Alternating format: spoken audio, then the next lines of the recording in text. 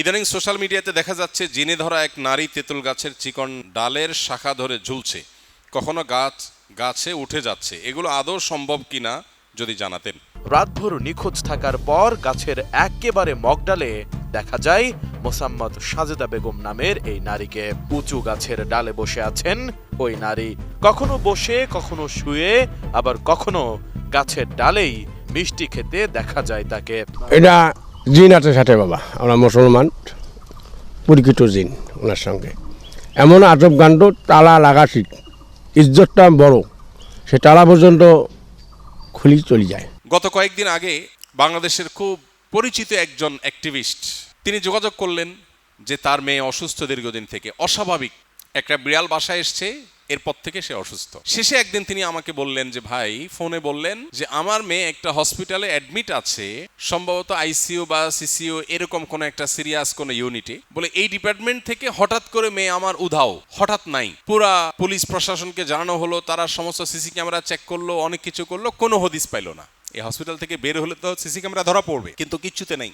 এরপরে হঠাৎ করে তারে পাওয়া গেল অনেক দূরের আরেকটা হসপিটালে। প্রিয় ভাইরা আমার, আল্লাহ রাব্বুল আলামিন কোরআনে কারীমে বলেছেন, আল্লাযীনা ইয়াকুলুনার রিবা লা ইয়াকুমুনা ইল্লা কামা ইয়াকুমুল্লাযী ইয়াতাখাব্বাতুহুশ শাইতানু মিনাল মাস। আল্লাহ সুবহানাহু ওয়া তাআলা বলেছেন, যারা সুদের কারবার করে এই মানুষগুলো কিয়ামতের দিন, আর কোন তাফসীরের মতে কবর থেকে যখন মানুষ পুনরুত্থিত হবে তখন উঠার সময় তারা উত্থিত হবে, কিয়ামতের ময়দানে হাজির হবে ওই ব্যক্তির মতো যেই ব্যক্তির উপরে শয়তান ভর করে সাওয়ার হয়ে জিনে ধরে তাকে পাগলের মতো করে ফেলেছে। ওই পাগলের মতো যে নিজের নিয়ন্ত্রণে নাই, উম্মাদের মতো তার চলাফেরা, ওই রকম ব্যক্তির মতো হয়ে যাবে কে? দুনিয়াতে যে সুদের কারবার করেছে।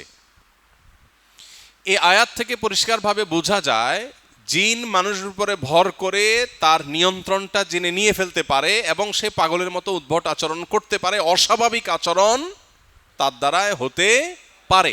এটা আয়াত থেকে বোঝা যায়।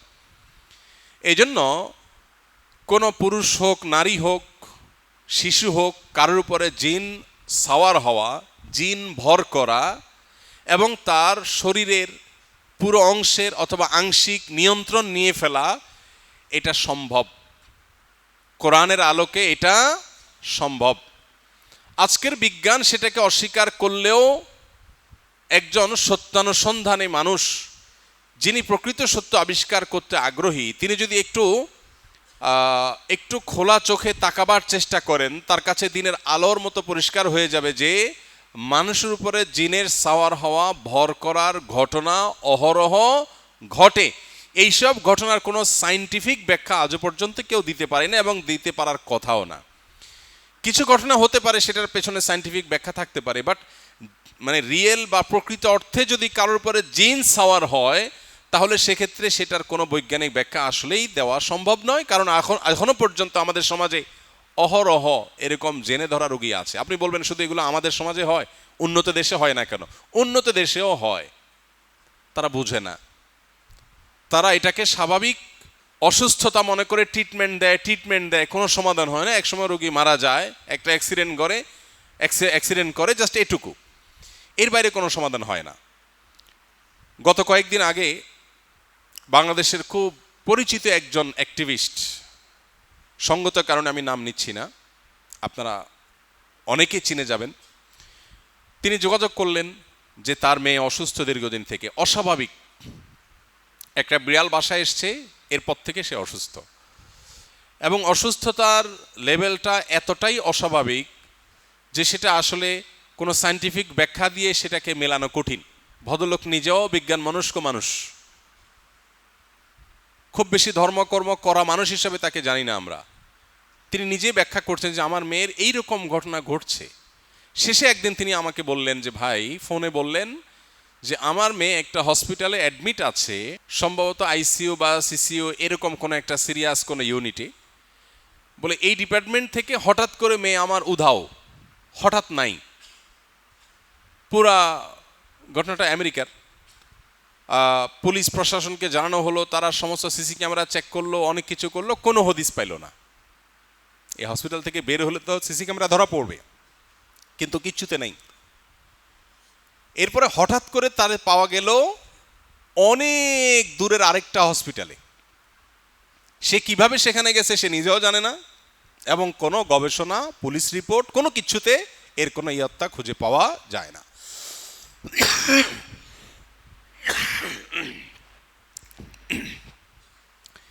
এই ভদ্রলোকের এই যে ঘটনা, তিনি নিজেও বুঝতে পারছেন যে এর কোনো বৈজ্ঞানিক ব্যাখ্যা নাই।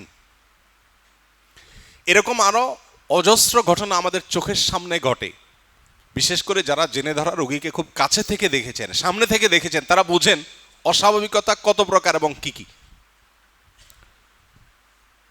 এটা আমার জীবনে বেশ অনেক বহু ঘটনা দেখার, জানার, কাছে থেকে অনুভব করার সুযোগ হয়েছে। তো এখান থেকে বোঝা যায় যে কোন একজন প্রাপ্তবয়স্ক মানুষ হঠাৎ করে মগ ডালে উঠে গেলেন, সেখানে একটা চিকন ডালের উপর বসে আছেন, উড়াল দিচ্ছেন, অস্বাভাবিক কোনো ব্যাপার ঘটছে, এই বিষয়গুলো মোটেও অসম্ভব নয়। কোরআনের আলোকে জিনের উপদ্রবের মাধ্যমে এটা হওয়া সম্ভব, এবং এটার প্রতিকারও কোরআনে কারিমের আয়াতের মাধ্যমে করা সম্ভব। বরং এই যুগে কেউ যদি আল্লাহর কুদরত দেখতে চায়, কোরআনের মিরাকল দেখতে চায়, কোরআনের কোনো যদি অলৌকিকত্ব আর মুজিজা দেখতে চায়, তাহলে রুকিয়া কিভাবে কাজ করে সেটা দেখলে সবচেয়ে বেশি কোরআনের অলৌকিকত্ব দেখতে পাবে। আল্লাহ তাআলা আমাদেরকে বোঝার তৌফিক দান করুন। অন্যকে বাঁচাতে গিয়ে নিজের জীবন দেয়া যাবে কিনা? হ্যাঁ, অন্যকে বাঁচাতে গিয়ে নিজের জীবন দেয়া যেতে পারে, যদি পরিস্থিতি বা পরিবেশ এরকম হয় যে তার জন্য আমি চেষ্টা করলাম, আমি যদি বাঁচলাম তো বাঁচলাম, আর গেলেও আমি তাকে রক্ষা করার জন্য চেষ্টা করলাম, তো সন্দেহাতীতভাবে এটা জায়েজ, বরং সওয়াবের কাজ হতে পারে। আর যদি নিশ্চিত মৃত্যু জানে যে এখানে তাকে বাঁচাতে আমি পারবো না, আমার জীবন বরং শেষ হয়ে যাবে, তাহলে সেটা জায়েজ হবে না, কারণ সেটা আত্মহত্যার শামিল হবে। আর যদি নিজের বাঁচার কোনো সম্ভাবনাও থাকে, তাহলে আমি চেষ্টা করলাম, বাঁচলে বাঁচলাম, না বাঁচলে না, আমি চেষ্টাটা করলাম কাউকে রক্ষা করার জন্য, তো সেটা সন্দেহাতীতভাবে সওয়াবের কাজ হতে পারে। যৌথ পরিবারে থাকার সময় পর্দার ক্ষেত্রে দেবর বা ভাসুরের সাথে কতটুকু দূরত্ব বজায় রাখতে হবে? দেবর ভাসুরের সাথে সবচেয়ে ভালো, সবচেয়ে কঠিন পর্দা করতে হবে। আমরা বেশিরভাগ মানুষই এমন যে আমাদের ঘরোয়া পর্দা ঠিক আছে, কিন্তু বাহিরের পর্দা ঠিক নাই। বাহিরের পর্দা ঠিক আছে, ঘরের পর্দা ঠিক নাই, উল্টাটা। অনেক ফ্যামিলিতে, অনেক মাদ্রাসার তালেব এলেমও আছে, মামির সাথে, চাচির সাথে, ভাবির সাথে দেখা দেয়। এই লোকগুলোর সাথে কি দেখা দেওয়া জায়েজ? খালাতো বোন, ফুফাতো বোন দেখা দেওয়া জায়েজ আছে, কিন্তু অনেকে দেখা দেন। বাহিরে পর্দা করেন কিন্তু ভেতরে পর্দা করেন না। অনেক মহিলা বাহিরে বোরকা তো বোরকা, হাত মোজা পা মোজাও পরেন, পরে বের হন, কিন্তু বাসায় তিনি দেবরের সাথে দেখা দেন, ভাসুরের সাথে দেখা দেন। এটা কি জায়েজ আছে? নবী আলাইহিস সালাম বলেছেন আল হাম ওয়াল মউত, দেবর বা ভাসুর তারা হলো পুরুষদের জন্য দেবর, আর মহিলাদের জন্য হলো শ্যালিকা। এরা হলো মৃত্যুর মতো, তাদের সাথে পর্দা আরো বেশি করতে হবে, মৃত্যুকে যেরকম ভয় পায় এরকম, কারণ এখানে ফিতনার ভয়টা আরো বেশি। বেশিরভাগ ফ্যামিলিতে মেয়েরা পর্দা করতে চায়, কিন্তু ফ্যামিলি সহযোগিতা করে না। শ্বশুর মাইন্ড করে ভাসুরের সাথে, দেবরের সাথে পর্দা করলে, শাশুড়ি মাইন্ড করে, স্বামী মাইন্ড করে, এগুলো অজ্ঞানতার কারণে, মূর্খতার কারণে। পর্দার এই বিধানটা বাহিরের চাইতে ঘরোয়াভাবে আরো কঠোরভাবে বাস্তবায়ন করার চেষ্টা করতে হবে। সৌন্দর্য বৃদ্ধির জন্য মেয়েরা যে বিভিন্ন ক্রিম বা কসমেটিক্স ব্যবহার করে, তা ইসলামে জায়েজ আছে কিনা? মেয়ে হোক আর ছেলে হোক, ক্রিম বা কসমেটিক্স যদি আমরা ব্যবহার করি, তাহলে সেক্ষেত্রে এটা জায়েজ হবে যদি সেটা হালাল হয়, পাক হয়। বলতে পারেন যে এটা আবার হালাল হারামের ব্যাপার আছে কিনা। আমরা খাবারের ক্ষেত্রে হালাল হারাম খুঁজি, যে যেটা খাচ্ছি সেটা হালাল কিনা, কিন্তু যে সমস্ত প্রসাধনী আমরা ব্যবহার করি, আমরা অনেকেই জানি না অনেক প্রসাধনীতে হারাম উপাদান আছে। এগুলো বিভিন্নভাবে আমাদের ত্বকের মধ্যে প্রবেশ করে। যেই প্রসাধনীতে হারাম উপাদান আছে, ওইটা আমার ত্বকের ভিতরে যদি প্রবেশ করে, তাহলে সেটা আমার জন্য হারাম, ওইটা ব্যবহার করা আমার জন্য হারাম। এখন একটা জিনিস আপনারা লক্ষ্য করবেন, ইহুদি মালিকানা যে সমস্ত পণ্য সামগ্রী আছে, এর মধ্যে সবচেয়ে বেশি পরিমাণে হলো এই প্রসাধনী আইটেম। আপনি ইহুদি মালিকানাধীন পণ্যের তালিকা দেখেন অনলাইনে, দেখবেন রেস্টুরেন্টের চাইতে বা অন্য যে কোনো পণ্যের চাইতে, খাদ্য পণ্যের চাইতেও বেশি হলো কোনটা? প্রসাধনী আইটেম। আজকে গোটা পৃথিবীতে আমরা গণহারে এই প্রসাধনী আইটেমগুলো ব্যবহার করছি। মৌলিকভাবে প্রসাধনী আইটেম ব্যবহার করা হারাম না, না জায়েজ না, কিন্তু যদি ওটাতে হারাম কোনো উপাদান থাকে, সেটা ব্যবহার করা কি হবে না? হালাল হবে না, সেটা পুরুষ হোক নারী হোক সবার জন্য।